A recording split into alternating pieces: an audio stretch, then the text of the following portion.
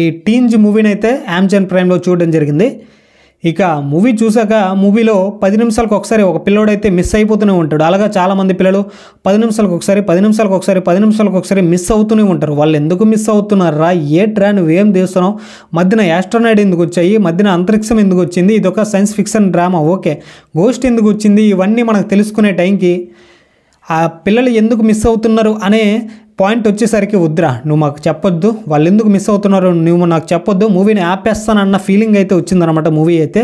Movie నాకే మాత్రం work out కాలేదు. మూవీ అయితే నాకైతే నచ్చలేదు గైస్.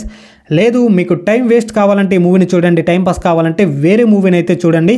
ఇది నా ఒపీనియన్ అయితే. ఇక ఈ మూవీ విషయానికి వస్తే మూవీ మొత్తం 2 hours 3 minutes అయితే ఉంది. జస్ట్ ఈ మూవీని నేను 1 hourలోనే ఫినిష్ చేస్తా. అంటే మూవీని నేను ఒక 3x 4x స్పీడ్లోనైతే చూసా. ఎంత స్కిప్ చేస్తాను మూవీని, స్కిప్ చేసి నా వేలైతే నొప్పి వచ్చిందనమాట. అంత దారుణంగా అయితే మూవీ ఉంది. మూవీ కాన్సెప్ట్ విషయానికి వస్తే ఒక విలేజ్లో ఒక 12 మంది పిల్లలు అయితే ఉంటారు. అంటే 12 మంది టీనేజ్లో ఉన్న పిల్లలు అయితే ఉంటారు. వాళ్ళకి ఒకరైతే చెప్తారు, ఆ ఊర్లో ఉన్న బామ్మ వాళ్ళ ఇంటి వెనకత్తల ఒక నుయ్యి అయితే ఉంటుంది, ఒక బావి అయితే ఉంటుంది. ఆ బావిలో దెయ్యం ఉంది, దాంట్లో తాడేస్తే దెయ్యం బయటకు వస్తుంది అనుకుని ఒకరైతే చెప్తారు.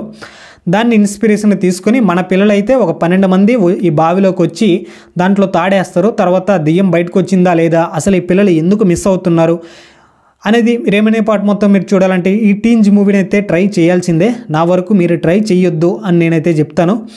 వీళ్ళు ఎలా ఉంటుందంటే కొంతమంది దేని గురించి పరిగెట్టి మిస్ అయిపోతుంటారు, కొంతమంది స్కూల్లో మిస్ అయిపోతుంటారు, మధ్యలో యానిమల్స్ వస్తూ ఉంటాయి, మధ్యలో యాస్ట్రోనాయిడ్స్ వస్తూ ఉంటాయి.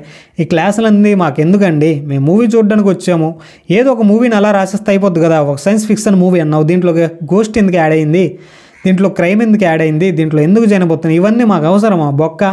దీంట్లో మళ్ళీ యోగి బాబుని యాడ్ చేశారు, తమిళ మూవీ కాబట్టి యోగి బాబుని ఈ మూవీలో పెడితే జనాలు అలా వచ్చి గొర్రెలా చూస్తారు అనుకుని ఏదో ట్రై చేశారు యోగి బాబుని పెట్టి. తన క్యారెక్టర్స్కి అసలు ఇంపార్టెన్స్ లేవన్నమాట. తను ఎందుకున్నాడో తెలియదు. దీంట్లో చాలామంది క్యారెక్టర్స్ ఉంటాయి, అలా వస్తుంటారు పోతుంటారు, వాళ్ళకి అసలు ఇంపార్టెన్స్ అనేవి ఉండవు. అండ్ ఇది మూవీ రివ్యూ అయితే. మూవీ అయితే నాకు బాగాలేదు. లేదు మీరు చూస్తానంటే ట్రై చేసుకోవచ్చు, అమెజాన్ ప్రైమ్లో స్ట్రీమ్ అవుతుంది.